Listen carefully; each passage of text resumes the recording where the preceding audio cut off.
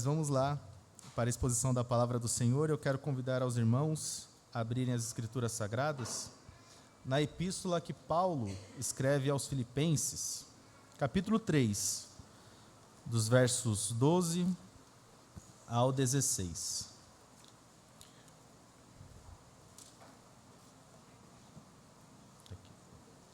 Filipenses 3, do 12 ao 16.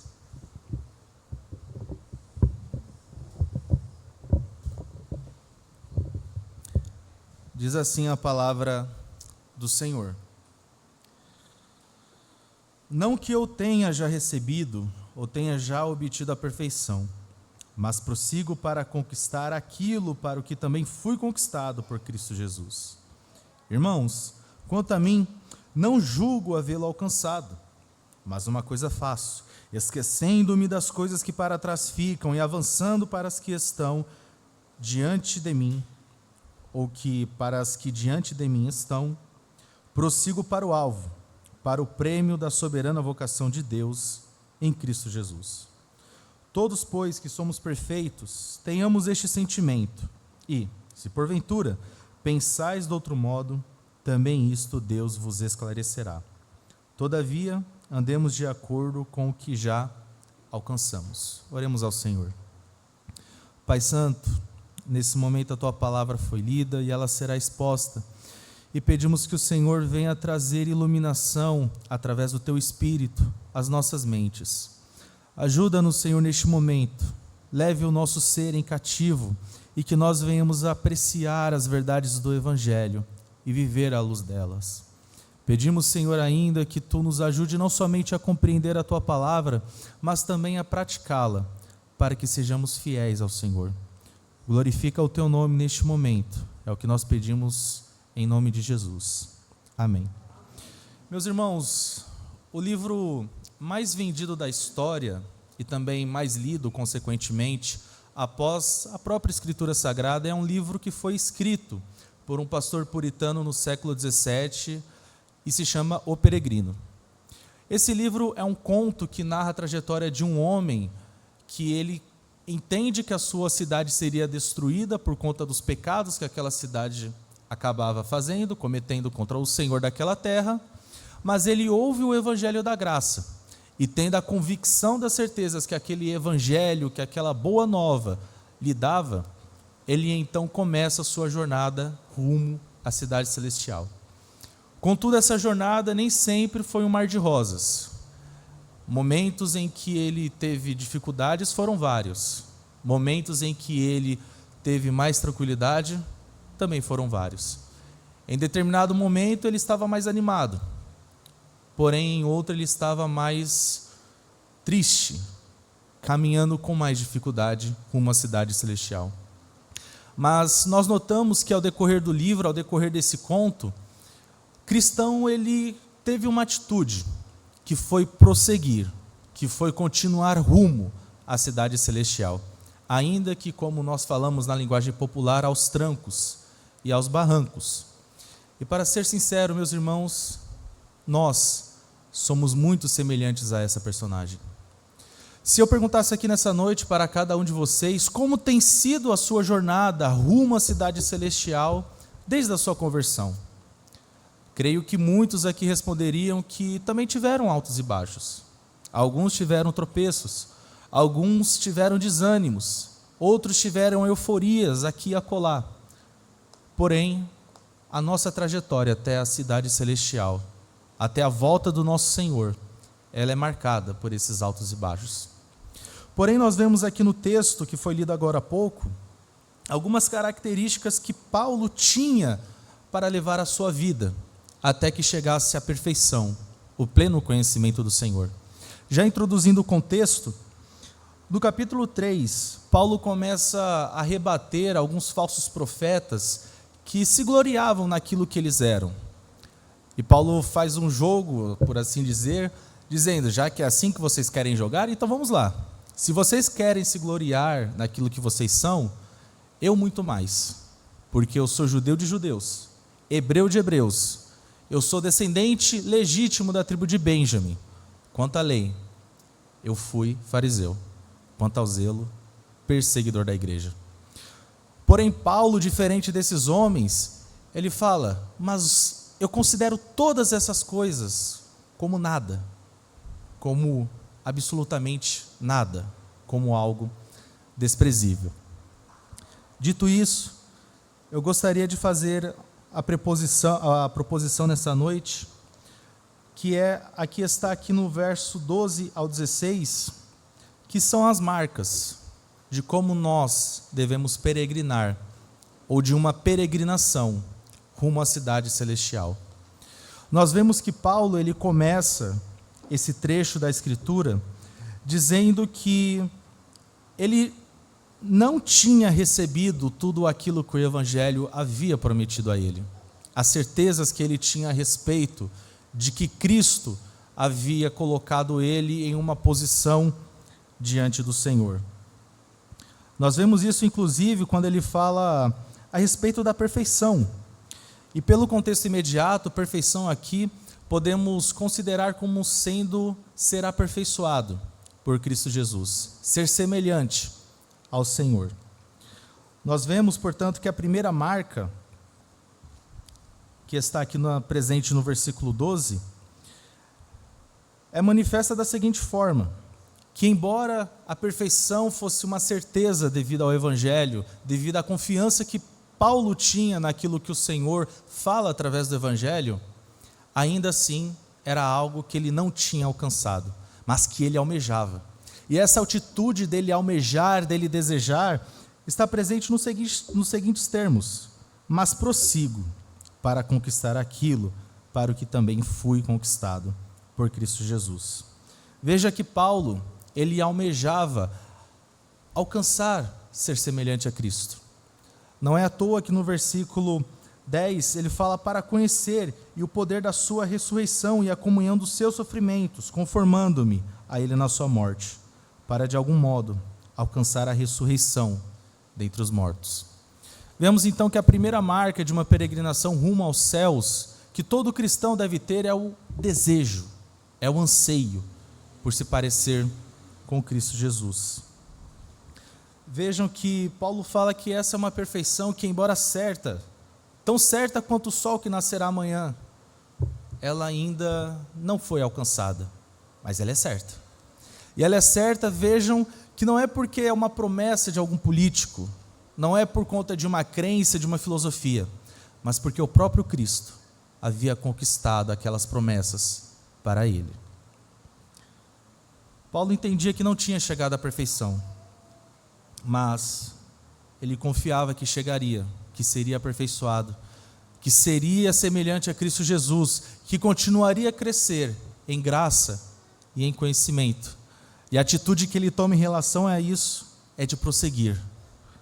Vejam, a perfeição, meus irmãos, o aperfeiçoamento em Cristo, ser semelhante a Ele, deve ser uma verdade em nossas vidas, ao ponto de que nós começamos a praticar as boas obras, não mais porque nós queremos um favor diante do Senhor, mas porque nós queremos ser semelhantes a Cristo Jesus.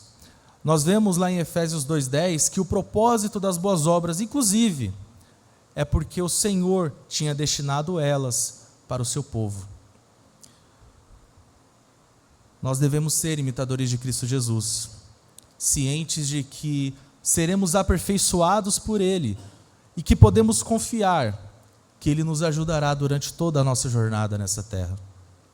Nós estamos falando de um homem que foi apedrejado, de um homem que teve que deixar para trás muitas e muitas e muitas coisas, muitos status que na época e na sociedade ali do primeiro século, como por exemplo a cidadania romana, era um status de luxo, mas ele refutava tudo aquilo como perda, para ser achado em Cristo Jesus. Ele desejava ser aperfeiçoado.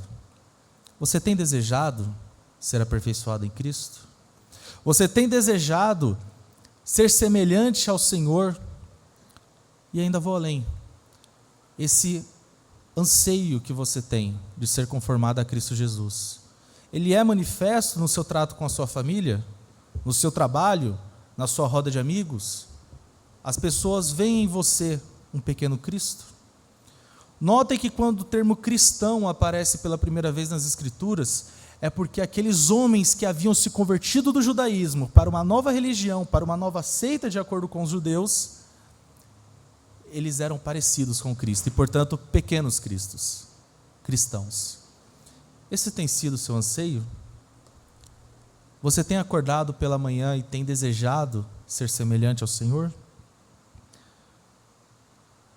É verdade que o pecado estará presente em nossas vidas, desde o início da nossa conversão até o final. Porém, você acorda com esse desejo, você pensa dessa forma de largar tudo aquilo que desonra ao Senhor e ser semelhante a Cristo Jesus? Veja, meus irmãos, o anseio por Cristo é a marca de um verdadeiro cristão. O anseio por receber todas as coisas prometidas pelo Senhor, não porque nós temos um interesse no Senhor, mas porque naquilo que o Senhor nos dá, mas porque o Senhor prometeu que nós seríamos semelhante a Ele, é uma marca que todo cristão tem. Vejam, a palavra do Senhor fala que essa perfeição, embora ela já possa ser gozada neste momento, já podemos usufruir dos benefícios dessa perfeição que foi conquistada, ainda há um longo trajeto. E nesse trajeto nós não estamos sós, muito pelo contrário. Como nós lemos na promessa da graça, o Senhor está conosco até a consumação dos séculos. Vejam, quando o cristão ele se converte ao Senhor, ele passa a querer beber mais água. Não água no sentido de H2O, isso que nós temos hoje, a água aqui. Mas a fonte da água da vida, que é Cristo Jesus, que jorra para a vida eterna. Quando o cristão ele se converte ao Senhor, ele passa a desejar o pão, o alimento de cada dia. Não esse que o Senhor nos provê para satisfazer a nossa fome, mas aquele que desceu dos céus, aquele que veio como maná para o povo, para sustentar o povo. Você tem visto esse desejo na sua vida? Veja, se não é o caso de alguns nessa noite, eu não estou aqui para julgá-los, não estou aqui para apontar o dedo na sua cara e falar, pecador, vai para o inferno, não. Mas estou aqui para demonstrar que você foi chamado para viver uma vida para Deus. Você foi chamado para peregrinar nesse mundo, e se a sua identidade é de um peregrino, então, viva como um peregrino para a glória de Deus. Vimos que a nossa jornada é marcada por um profundo desejo de conhecermos a Deus e sermos aperfeiçoados. Porém, esse desejo, apenas como sentimento, não tem muito efeito. Não adianta muita coisa apenas ter esse sentimento. E nós vemos isso nos versos 13 e 14, quando Paulo fala, irmãos, quanto a mim, não julgo havê-lo alcançado, mas uma coisa faço, esquecendo-me das coisas que para trás ficam e avançando para as que diante de mim estão, prossigo para o alvo, para o prêmio da soberana vocação de Deus em Cristo Jesus. Vemos que Paulo, então, diante dessas certezas, diante de que ele alcançaria a perfeição que lhe fora prometido pelo Senhor através do Evangelho, ele fala, eu não vou ficar estagnado, eu não vou ficar esperando passivamente que o Senhor desça dos céus e faça aquilo que eu deva fazer. E aquilo que Paulo deveria fazer é justamente uma atitude concomitante, de negar aqueles prazeres da terra, negar tudo aquilo que ele tinha, mas também olhar para o alvo que é Cristo Jesus.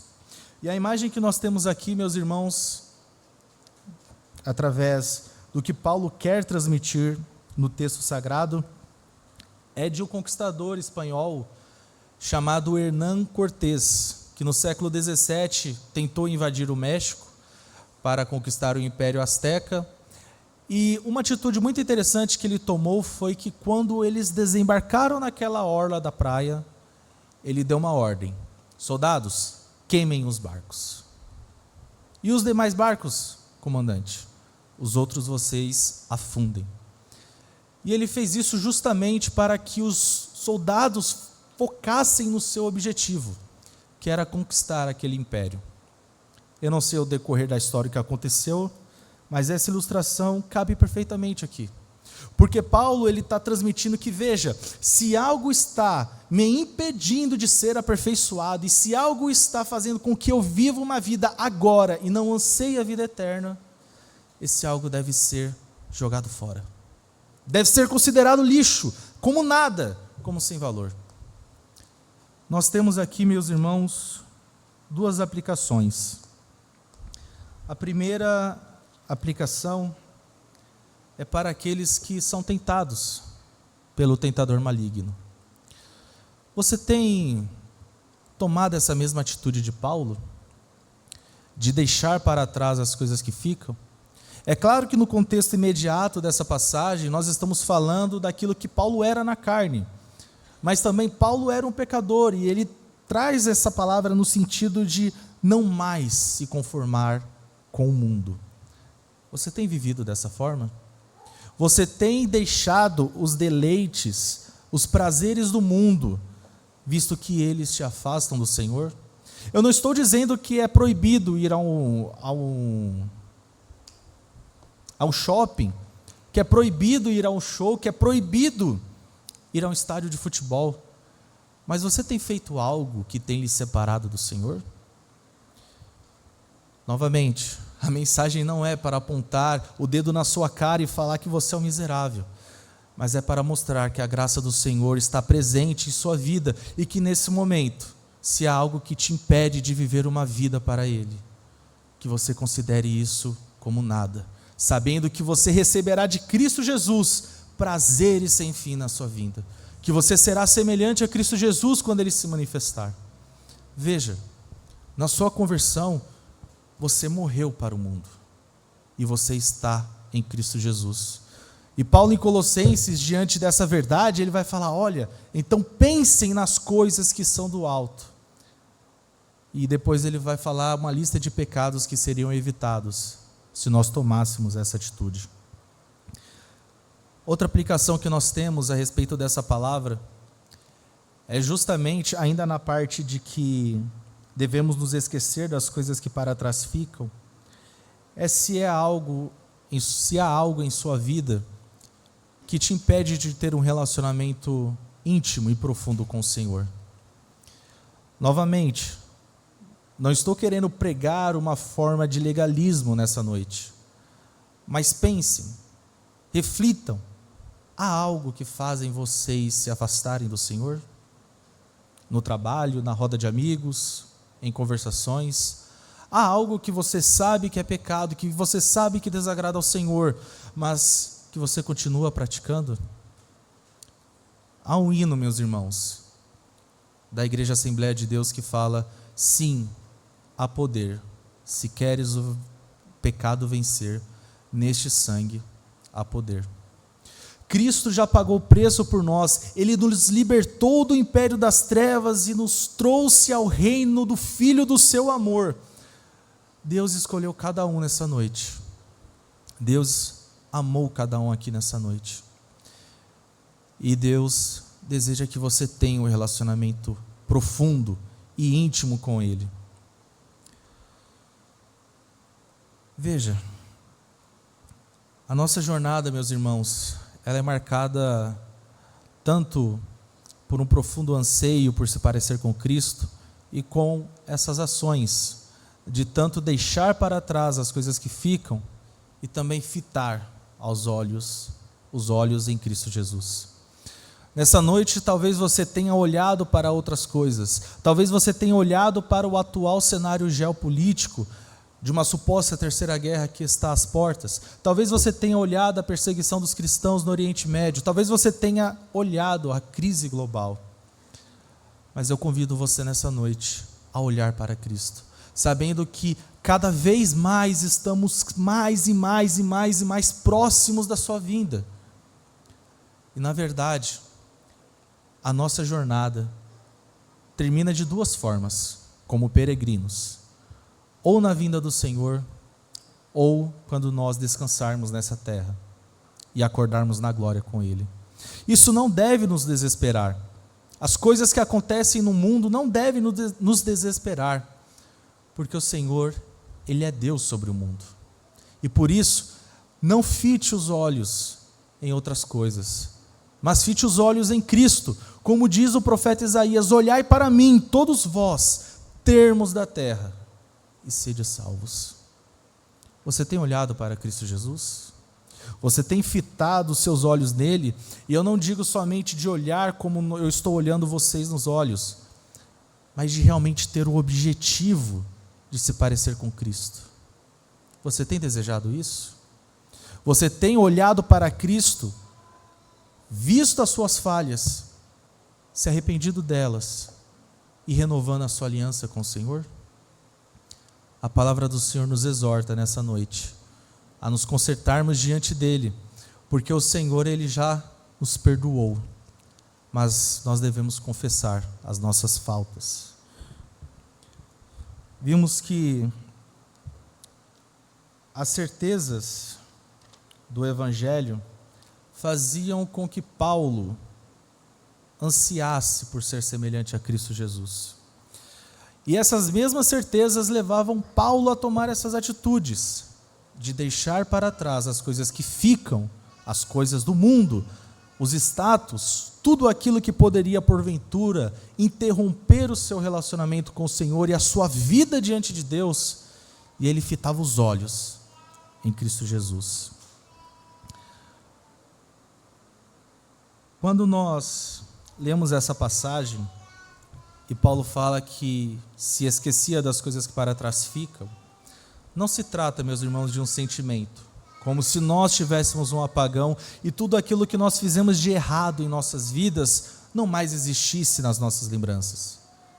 Muito pelo contrário, esquecendo-me, trata-se de uma atitude, é considerar como se aquilo não fosse nada, diante de conhecer ao Senhor. Novamente, se há algo que te interrompe, se há algo que atrapalha você no seu relacionamento com Deus, lance fora. E não sou eu que estou falando, mas Cristo Jesus te diz isso, porque Ele falou que se o teu olho te fizer tropeçar, arranque-o fora. Se a tua mão te fizer tropeçar, arranque-a fora, porque é melhor você entrar sem uma mão e sem um olho no reino dos céus, do que todo o seu corpo ser lançado no inferno. Veja que não é uma mensagem para te acusar, mas uma mensagem na qual Cristo fala: voltem, meus filhos, se consertem e prossigam nessa caminhada. Andem comigo, porque eu estou convosco. Eu estou convosco até a consumação dos séculos. Nesse conto de John Bunyan, o Peregrino, em determinado momento, em uma das partes do livro, em uma das cidades em que o peregrino passa, ou melhor, que o cristão passa, o personagem, ele encontra um amigo, ou melhor, ele encontra um peregrino que depois se torna seu amigo, e os dois passam em uma cidade que tinha uma festa, chamada Feira das Vaidades. Naquela festa, todos os prazeres do mundo, todos os deleites, todos os pecados eram oferecidos em uma bandeja de prata. Cristão e o seu amigo, não vou dar o nome para não dar spoilers, esse livro é um livro muito bom, muito interessante para se fazer o devocional, então eu recomendo a leitura e por isso não vou dar nenhum spoiler no sermão, mas por eles terem a certeza do Evangelho, do direito de cidadão dos céus que havia sido conquistado pelo Filho do dono daquela terra, que é Cristo Jesus, eles não aceitam aqueles manjares, eles não aceitam aqueles deleites. Contudo, o que eles não esperavam é que, devido a uma lei que estava em vigor naquela terra, todos os viajantes e todos aqueles moradores que negassem esses prazeres, eles sofreriam penas, porque era considerado um crime, e pena capital, e pena de apedrejamento, de açoites. No fim da história, o cristão perde seu amigo, que foi decapitado porque ele não quis se contaminar com os prazeres do mundo. Cristão, ele é liberado pelos donos daquela cidade que acontecia aquela festa, aquela feira das vaidades. Mas ele foi apedrejado, açoitado, cuspido e foi ultrajado. Diante disso, eu te convido à seguinte reflexão nessa noite. Você tem tomado a mesma atitude de cristão? Você tem visto os prazeres que o mundo te oferece e você tem negado eles? Ou você tem desviado um pouco do caminho e tomado um pouco desse vinho que entorpece? Veja, se este for o caso, lembre-se, Cristo morreu por você. Cristo derramou cada gota do seu sangue para te redimir do poder do pecado. Cristo é o seu advogado. Ele é aquele que intercede por você diante de Deus e, portanto, não há nenhuma condenação para os que estão em Cristo. Justamente porque quando Deus vê o pecado que você cometeu, Ele não vê você, mas vê o Filho dele, que sangrou no madeiro para que os seus pecados, para que os meus pecados fossem perdoados. Diante disso, uma vez mais, a palavra do Senhor nos exorta a não mais nos deleitarmos com os prazeres deste mundo e continuarmos a caminhar a nossa peregrinação nessa terra de uma maneira que agrada ao Senhor. Volte, filho amado, à casa do Senhor. Se você ofendeu o seu pai está disposto a lhe perdoar. Se você pecou, como eu disse, Cristo é o teu advogado. Mas chegará um tempo que esse advogado será juiz. E você não mais ouvirá: vinde a mim todos vós que estáis cansados e oprimidos, que eu vos aliviarei. Mas aqueles que não entrarem no reino, infelizmente ouvirão: afastai-vos de mim, que eu não vos conheço. O Senhor nos chama para viver uma vida santa, nos chama para deixar as coisas que para trás ficam e olharmos para Cristo Jesus, porque nós fomos amados e fomos escolhidos para isso, para termos um relacionamento com o Senhor, para podermos ter o direito de sermos chamados filhos de Deus. Isso está presente, meus irmãos, no verso 14, que é o prêmio da soberana vocação. Talvez nessa jornada, nessa corrida, você tenha parado de correr, talvez por exaustão, talvez porque você não tenha ânimo. Mas volte a caminhar, ainda que aos trancos e barrancos, como cristão, o personagem principal do livro, porque o Senhor é aquele que nos sustenta e Ele não abandonará todo aquele que quer caminhar com Ele. Nessa jornada, meus irmãos, ou melhor, nessa corrida, nós não temos perdedores. Diferente das outras competições, não existe segundo, terceiro, quarto, quinto lugar, porque todos nós já somos vencedores em Cristo. E essa verdade de que nós já somos vencedores em Cristo Jesus deve nos estimular a deixar para trás as coisas que ficam e a olhar para Cristo e vivermos e peregrinarmos e andarmos com o Senhor. Nós vimos então que as marcas de uma peregrinação rumo à cidade celestial em primeiro lugar, é almejar ser aperfeiçoado, ser semelhante a Cristo. A segunda é de agir à luz das certezas do Evangelho, fitando os olhos em Cristo Jesus. E a terceira, nós vemos ali nos versos 15 e 16, é um constante amadurecimento. Paulo, ele fala aqui: todos, pois, que somos perfeitos, tenhamos este sentimento. Perfeitos aqui não tem o mesmo sentido da perfeição que está no verso 12. Mas se nós pudéssemos fazer uma tradução mais adaptada para a nossa língua, para a língua portuguesa, poderíamos colocar aqui: nós que somos experimentados na fé, nós que somos maduros, tenhamos este sentimento. E, se porventura pensais de outro modo, também isto Deus vos esclarecerá. Vejam que o amadurecimento não está ligado com o tempo de crente que você tem. Não está ligado com o tempo de membresia que você tem nessa igreja ou em outras igrejas pelas quais você passou ao longo da sua peregrinação nessa terra. Mas ser experimentado na fé é o tanto que você anda com o Senhor, é o tanto que você se relaciona com Ele. E isso, meus irmãos, vai muito, mas muito além de apenas virmos aos cultos, domingo, às quartas, às reuniões familiares. Você tem experimentado da graça de Deus através da sua palavra? Você tem vivido uma vida devocional para o Senhor? Porque eu te garanto que o Senhor, Ele falará com você através da sua palavra. Que quando você ora, Deus responderá às suas orações.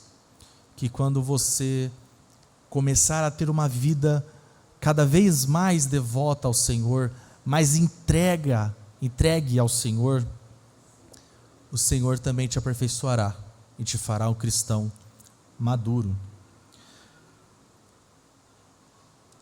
O amadurecimento, meus irmãos, somente é possível quando nós fitamos os nossos olhos em Jesus. Eu tenho experimentado, e não somente eu, mas os seminaristas, e acredito que isso seja em todos os seminários, uma tentação muito grande de apenas crescermos no conhecimento, de apenas retermos informações dos livros. Mas o que nós fazemos com essas informações? Aquilo produz piedade? Aquilo nos leva ao Senhor? E essa tentação também acontece com todos os membros, com todos os peregrinos. De tal forma que podemos acabar pecando contra o Senhor, falhando, errando, não porque nós desconhecemos a palavra, mas porque nós não a praticamos. E nós vemos que Paulo, ele aconselha aqueles que estavam em processo de amadurecimento espiritual a não voltarem, a não retroagirem, mas a viverem de acordo com aquilo que eles tinham aprendido. E isso está no verso 16, quando ele fala: todavia, andemos de acordo com o que já alcançamos. Talvez nós não sejamos maduros como nós gostaríamos de ser. Talvez nós não sejamos os cristãos que nós gostaríamos de ser. Mas o Senhor, Ele nos chama novamente. Como eu disse ao longo da mensagem, a mensagem não é para te condenar, mas é o Senhor que te chama para continuar desejando a Ele, para deixar as coisas que para trás ficam e olhar para a cruz de Cristo, olhar para o Senhor, e para crescer na graça e no conhecimento. Vejam que a palavra do Senhor nos adverte em diversos momentos. E a principal advertência que nós temos da palavra do Senhor é aquela de que muitos no último dia falarão: Senhor, em teu nome nós curamos, em teu nome nós profetizamos, em teu nome nós plantamos igreja, em teu nome nós fizemos ações sociais, em teu nome nós falamos da Bíblia para o nosso companheiro de trabalho, para a nossa colega de faculdade, de escola.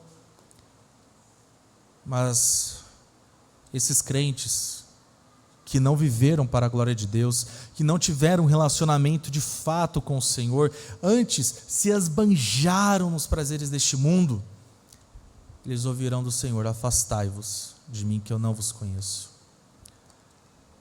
Se essa, meu irmão, se essa, minha irmã, tem sido uma prática, uma infelicidade na sua vida, novamente, retorne para o Senhor, retorne para a peregrinação, porque a tua vitória em Cristo já é certa. A tua vitória em Cristo ninguém pode tomar, porque Cristo conquistou todas as coisas, todos os benefícios do Evangelho. Você tem somente que crer e viver à luz dessas verdades. A palavra do Senhor nos adverte que todo aquele que ouve a palavra dele e não a pratica, é como um homem que se olha no espelho, vai e logo não se lembra de quem é. Quando nós ouvimos a palavra e não somos praticantes, nós nos esquecemos da nossa identidade de peregrino, nós nos esquecemos que nós estamos vivendo essa vida, mas que nós não pertencemos a este mundo. Portanto, a palavra do Senhor nos exorta a sermos praticantes da palavra dele, a sermos de fato pessoas operosas nas boas obras, e novamente, não desejando alcançarmos do Senhor algum favor, mas porque nós já recebemos tudo do Senhor, então realizarmos as boas obras. Nesse texto, nós vimos que a peregrinação de todo cristão possui 3 marcas. Claro que a peregrinação tem outras marcas, mas neste texto nós encontramos 3. A primeira delas é o desejo de nós sermos semelhantes a Cristo Jesus, de sermos aperfeiçoados, de alcançarmos aquilo pelo qual nós fomos conquistados pelo Senhor e que o Senhor conquistou por nós.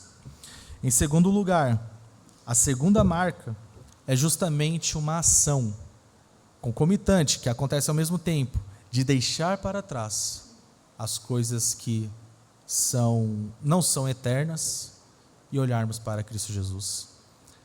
Me recordo de uma citação de C.S. Lewis que ele fala: tudo aquilo que não é eterno é eternamente fútil.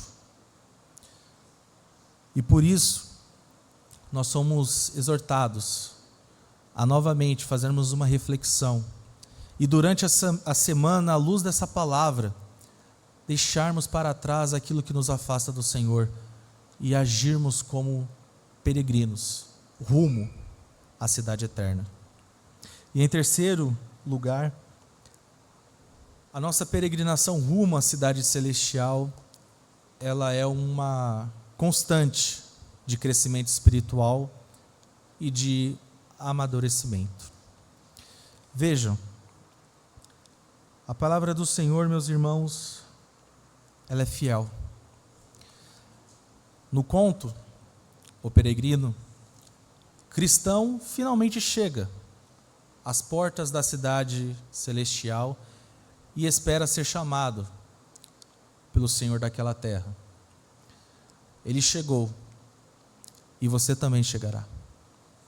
Se você ansiar ser igual a Cristo Jesus, se você desejar ser aperfeiçoado, ser conformado a Ele, ser semelhante a Ele, se você agir negando as coisas e os prazeres deste mundo e tudo aquilo que te afasta do Senhor, fitando os olhos em Cristo Jesus, se você continuar nessa constante de amadurecimento, de crescimento cristão, que só pode ser obtido através de vivência com Deus, você também chegará. E não porque cristão chegou, não porque nós temos o final desse enredo, muito pelo contrário, porque a palavra do Senhor diz e assevera veementemente que aquele que começou a boa obra em você é fiel para completá-la até o dia de Jesus. Diante disso, meu irmão, diante disso, minha irmã, reflita, como que você tem caminhado essa peregrinação? Se você reconhece que em algum momento tem falhado, o Senhor, Ele é fiel e Ele não te abandonará. Se você está desanimado, o Senhor, assim como fez com Elias, Ele te dá o pão para sustento, Ele te dá água para matar a sua sede. E não pão embolorado, não águas turvas que não servem para serem consumidas, mas um pão que veio dos céus, mas uma água que jorra para a vida eterna. Se você, meu irmão e minha irmã, perdeu o foco da sua caminhada cristã ao longo dos anos, ou recentemente, fite novamente os olhos em Cristo Jesus. Olhe para o autor e consumador da sua salvação, porque Deus em Cristo Jesus te amou de tal forma, ao ponto de ter feito o que fez, entregou seu Filho, para que você entrasse nessa jornada, tendo já a certeza da vitória, não porque você vai ser bonzinho, e não por conta das boas obras, mas porque Ele simplesmente te amou, porque Ele simplesmente te atraiu com cordas de amor, como está escrito em Jeremias. Portanto, há aqui um estímulo para nós vivermos a nossa vida em constante comunhão com o Senhor. Dessa forma, quero convidar os irmãos a orar nessa noite. Pai, nós vimos através da Tua palavra que a nossa vida, ela é uma constante peregrinação. A partir do momento que nós cremos em Ti, Senhor, então essa peregrinação começa. E nós temos as certezas do Evangelho, porém, muitas vezes não agimos à luz dessas certezas. Muitas vezes não avançamos em conhecer o Senhor.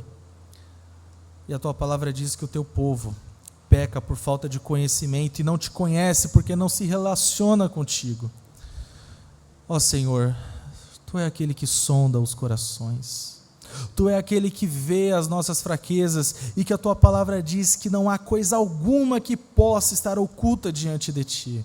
Mas a Tua palavra, ao mesmo momento que desperta o temor em nós, ela fala: visto que nós temos um sumo sacerdote diante de Deus, Jesus Cristo, acheguemo-nos com confiança ao trono da graça, para que nós possamos ser ajudados em tempo oportuno e acharmos misericórdia.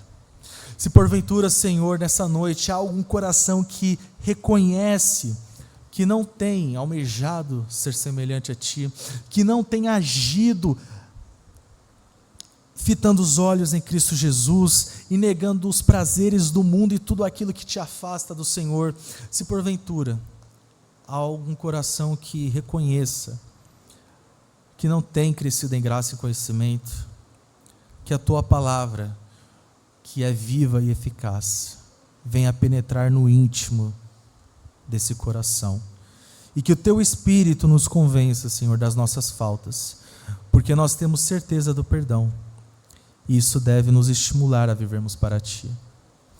Pedimos, Senhor, que Tu nos ajude a sermos peregrinos melhores. A Tua palavra, Senhor, fala que nós devemos imitar aqueles que já alcançaram patamares espirituais que nós ainda não alcançamos, que amadureceram e, portanto, devem servir de exemplo. E muitas vezes nós não olhamos para esses exemplos.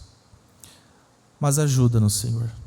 Ajuda-nos a sermos fiéis a Ti. Pedimos isso em nome de Cristo Jesus. Amém.